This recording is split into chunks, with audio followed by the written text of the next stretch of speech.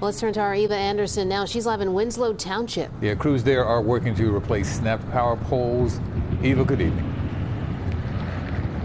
Yuki, Natasha, it is still quite windy out here in Camden County. We are at Whitehorse Pike and Spring Road, where you can see the road is still closed. Take a look at that big power line that's still on the ground. 14 new power poles were put up, and man, it's been a big mess all day.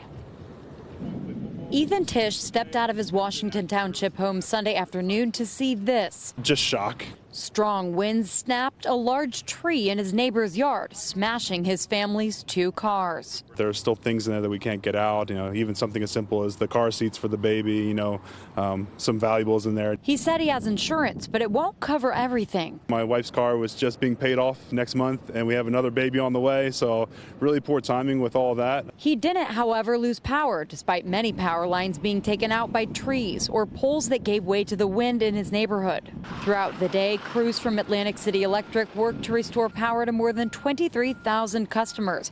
But a spokesperson said high winds continue to pose additional challenges for crews, especially those using aerial equipment.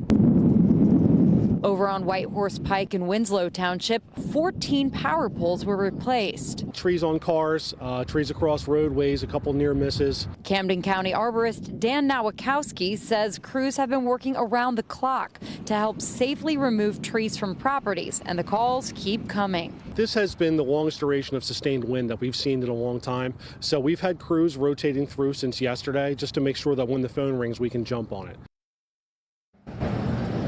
The New Jersey Department of Transportation says this afternoon there are still a dozen active road closures. Our friendly worker Katie over there, well, I think she just walked out to help another car actually help with the detours and rerouting traffic, because a lot of people come through here. So be sure to check and see if it's going to impact your commute this evening. For now, reporting live in Camden County, Eva Anderson, CBS News, Philadelphia.